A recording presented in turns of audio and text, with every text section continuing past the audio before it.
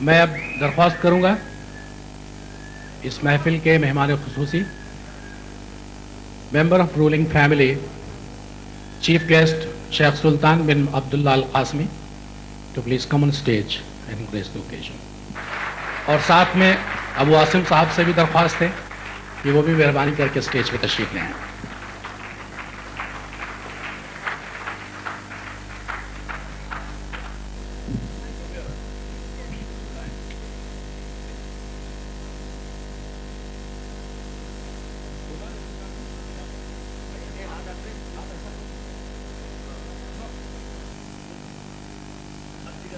अब इससे पहले कि आगे की कार्रवाई शुरू करूं, मैं तमाम शोहरा-ए-किराम से दरख्वास्त करूंगा कि वो मेहरबानी करके जो लोग नीचे बैठे हुए हैं वो स्टेज पर तशरीफ ले आएं।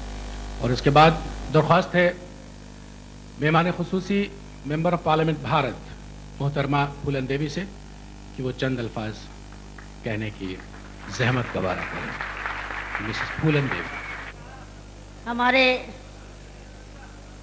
नियाज अहमद एसोसिएशन की तरफ से जो भी हमारे भाई अब्बू हाशमी हाजिम भाई, हमारे सभी साहिर भाई, सराना, जो भी हमारे भाई और बहनों, शुद्ध हिंदी आती है और हमें कोई भाषा आती नहीं है।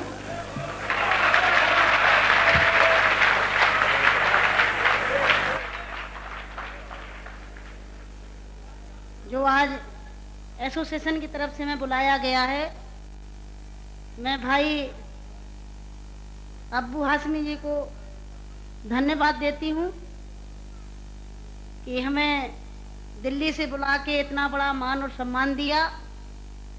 हमारे अब्बू हाशमी साहब के जो पिताजी थे, उन्होंने भी बड़ा गरीबों का, महिलाओं को, दबी कुचली महिलाओं का, शोषित पीड़ितों का के लिए बड़ा काम किया। तो आज उन्हीं के नाम से जिस ट्रस्ट है, जिस तरह हमारे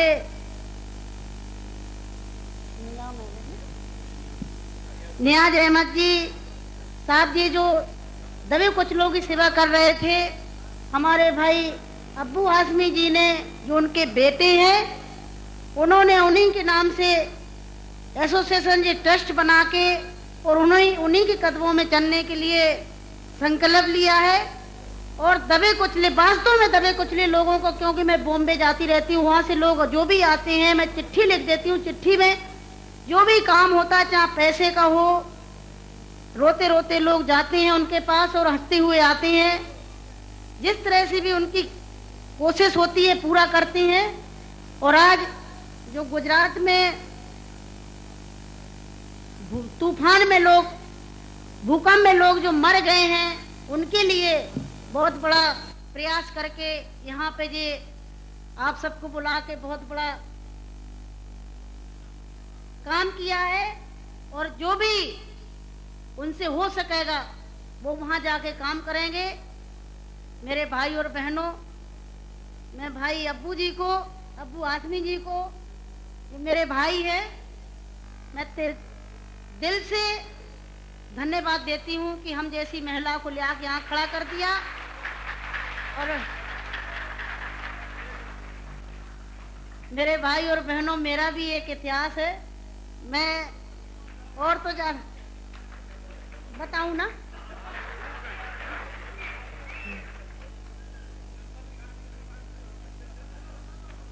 इस जमाने की मुसीबत की मारी हुई मैं महिला हूँ। हमें पता नहीं था, मेरा नाम फूलन देवी है, लोग बैंडिट क्वीन के नाम से जानते हैं। और हमें पता नहीं था कि इतना संघर्ष करने के बाद हम जिंदा रहेंगे और आज आप सबके बीच में भी पहुंचेंगे, इतना मान सम्मान भी हम पाएंगे, ये हमने कभी नहीं सोचा था। 4 साल हम जंगल में भटके। आपको पता होगा कि हमारे हिंदुस्तान में, नहीं कहना चाहिए ऐसे मौके पर, कहूंगी, बताऊंगी जो मेरे पे बीती है, कि हमारे सामंतशाही लोग, पैसे वाले लोग और खासकर मैं जात का नाम लूंगी तो लोग कहेंगे दुबई में जाके जात को गारी देगी। ऐसे ऊंची जाति के लोग जो जात पात को मानते हैं, हम जैसे गरीबों को, दलितों को, दबे कुचलों को, अल्पसंख्यकों को एकदम ये सोचते हैं जी कीड़े मकोड़े हैं, जी इंसान नहीं है। तो उन लोगों को मैंने बताया कि मैं इंसान हूं, अगर हमें तुम मारोगे तो हम भी चुप नहीं बैठेंगे, हम भी जवाब देंगे। और इसलिए मैंने कई दफे सोचा कि मैं आत्महत्या कर लूं, मर जाऊं, पर मैंने सोचा कि मरती तो हजारों लड़कियां रोज हैं। बताओ, हमें डाकू के नाम से जानते हैं लोग, डाकू, फूलन देवी डाकू। बताओ, मेरी 4 हाथ पैर हैं। कहते चम्मिल घाटी की है, चम्मिल घाटी की। चम्मिल घाटी मेरी माँ बाप है। अरे मैं माँ बाप से पैदा हुई हूँ, मेरा कसूर यही है कि मैं झोपड़ी में पैदा हुई, गरीब परिवार में पैदा हुई, दबी कुचली समाज में पैदा हुई, तो हमें जीने का अधिकार है नहीं। मेरे भाई और बहनों, मैंने कोई बुरा काम नहीं किया। मैं तो वहां भी मंच में बोलती हूँ, अब्बू भाई के साथ में तो कई सभाएं हुई हैं, बहुत बड़ी बड़ी सभाएं हुई हैं, कि मैंने कोई बुरा नहीं किया है।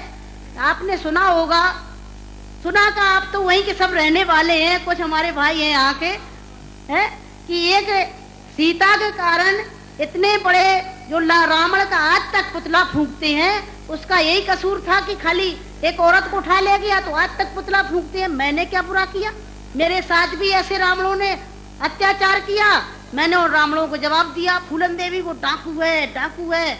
अरे वो तो माननीय मुलायम सिंह जी की देन है, नहीं नाम लेना चाहिए, जो आज हम समाज के अंदर खड़े हैं। और नहीं तो इतनी बड़ी साजिश रची थी, हमने कोई बुरा काम नहीं किया। जिन्होंने हमें सताया, हमें समाज में रहने लायक नहीं रखा, तो गुस्सा में इंसान अच्छा काम नहीं करता, गुस्सा में गलत ही करता है। और जो कुछ भी हुआ अच्छा और बुरा सबक सिखाने के लिए कि हम जैसी बहन बेटियों के साथ अन्याय अत्याचार करोगे तो कोई भी महिला घर से बाहर निकल के और अपने अधिकारों की लड़ाई लड़ने के लिए मैदान में खड़ी हो जाएगी। तो मेरे भाई और बहनों, हमें तो डाकू घोषित कर दिया। जब मैं चुनाव लड़ने जाती हूँ तो सब एक ही भाषण रहते हैं, किसी के और कोई भाषण नहीं रहते हैं। बताओ, मैं डाकू दिखाई देती हूँ? क्या होता है डाकू? है, तुमने हमें सताया, हमें लूटा पीटा। डाकू तो वो बेईमान जो हम जैसी महिलाओं को लूटते पीटते हैं। तो मेरे भाई और बहनों, 4 साल में जंगल में भटकी, 11 साल में जेल में रही, और जेल में भी हमें पागलों के साथ रखा गया था। अच्छी जगह नहीं रखा गया, जहीं पागल महिला थी, पागल महिलाओं में रखा गया था। 11 साल तक हमें जेल में रखने के बाद कोर्ट में पेश नहीं करा गया। और जब जेल से छोड़े गए तो बहुत बड़ा हमारे हिंदुस्तान में तूफान आया कि इतनी बड़ी डाकू को छोड़ दिया गया, बहुत बड़ा अन्याय हुआ। बस आप सबका प्यार था, आशीर्वाद था, कुछ ऊपर वाले की भी दुआ थी, जो आज आप सबके बीच में खड़े हैं। और ज़्यादा कुछ नहीं कहूँगी कि जो हमारे यहाँ पर सब एक होके बैठे हैं, हमें बड़ा खुशी है कि हमारे जो भी भाई हैं इकट्ठे होके बहुत बड़ा आज हमारे अब्बू भाई ने काम करा है।